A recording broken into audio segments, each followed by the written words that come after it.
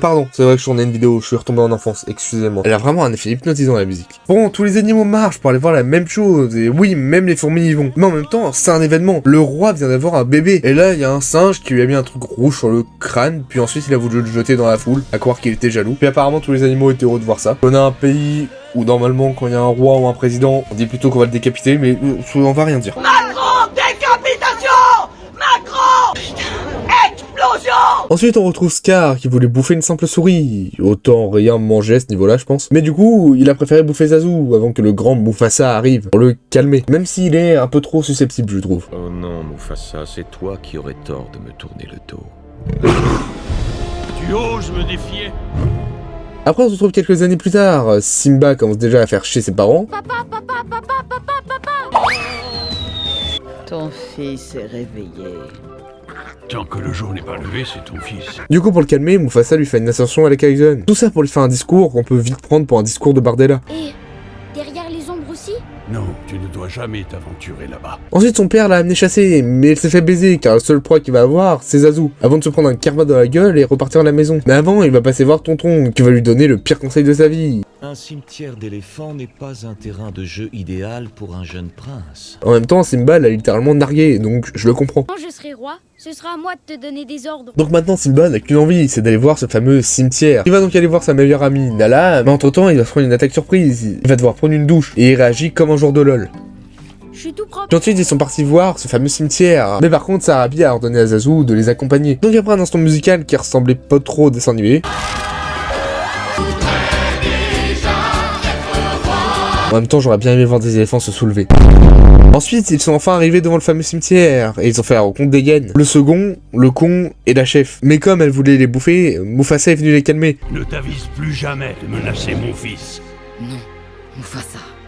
Jamais. Et là, Simba va se faire défoncer par Mufasa. Ah ouais, il a de la chance quand même. Je connais des darons qui auraient déjà sorti la ceinture pour moins que ça. Après ce chouette moment père-fils, on apprend que Scar était de mèche avec les hyènes. Mais il va peut-être falloir leur dire que chanter dans un lieu qui a énormément d'écho, c'est pas la meilleure idée pour rester discret.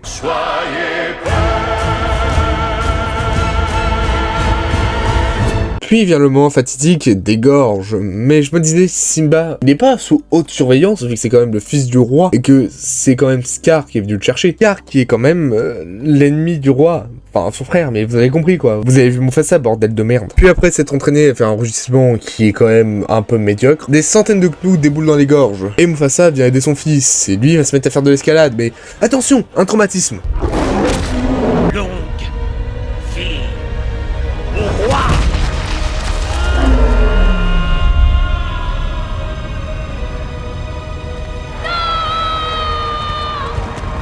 Bon bah voilà comment mettre mal des millions d'enfants et d'adultes. Et pour en rajouter, Scar va lui faire porter le chapeau. Ils vont donc expulser Simba du pays. Ouais, on sait de quel bord politique est Scar. Mais les hyènes avaient pour mission d'aller chasser Simba. Sauf qu'il a sauté de la falaise avec une autre hyène apparemment. Et ils l'ont déclaré mort. Sauf que bon, bah vous vous en doutez, il était pas mort. Et il va commencer à marcher dans le désert. Mais à un moment, dans le désert, tu finis par avoir soif. Et Simba va malheureusement tomber et se faire bouffer par des vautours. Enfin, c'était avant que ces deux cons arrivent pour le sauver. Un phacochère et un Souricat qui sont ensemble. Tout est logique. Mais bon, ensemble, ils vont décider d'adopter Simba sans son consentement, bien sûr. On va l'appeler Michel. Et ensuite, ils vont lui apprendre les bases d'une nouvelle vie. Déjà, il devient vegan. Et Hakuna Matata.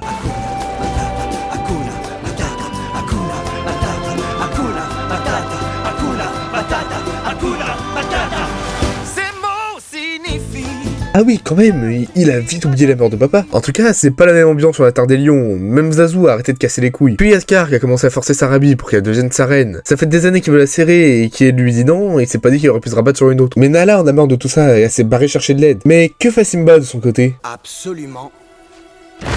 Ouais, mais il s'est habitué à la vie de glandeur, bref, un parfait homme politique. Ensuite, on a eu le droit à l'instant musical pour assurer la forêt sur le fait que les lions sont tous gentils. Bien joué Nala, t'as tout niqué. Et en plus elle a voulu bouffer la queue de Pumba avant de se faire arrêter par Simba. Et puis après vous connaissez la chanson. L'amour brille sous les étoiles. d'une étrange lumière. Même si bon, après tout ça, elle se casse après l'avoir clashé. Maintenant tu parles comme mon père. Tant mieux. Je suis fière que l'un de nous lui ressemble. Décidément, mère ou fille, ça a les mêmes arguments. Tu ne seras jamais Mufasa. Mais pendant qu'il marchait pour calmer sa peine, il est tombé sur Rafiki, qui a dû prendre 3 grammes avant de venir. Car il lui dit qu'il peut voir son père, sauf que...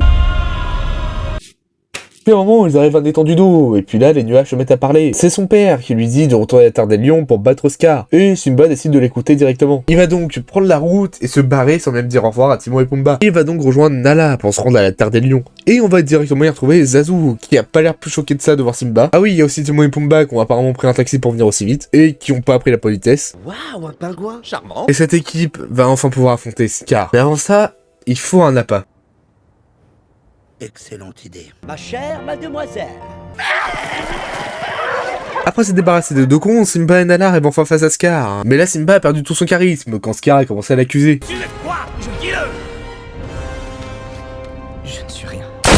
Et il a failli nous refaire une Mufasa. Bon, au final, Scar lui a révélé la vérité. Ce qui a littéralement vénère Simba et a donné lieu à une guerre entre les lions et les hyènes. Et aussi à un combat entre Scar et Simba, même si on dirait plutôt qu'il veut se prendre dans les bras. Mais cet amour va pas durer longtemps car Scar va finir en bas de la falaise, à la merci des hyènes. Et après ce dur combat, Simba va pouvoir prendre la place qui lui revient de droit.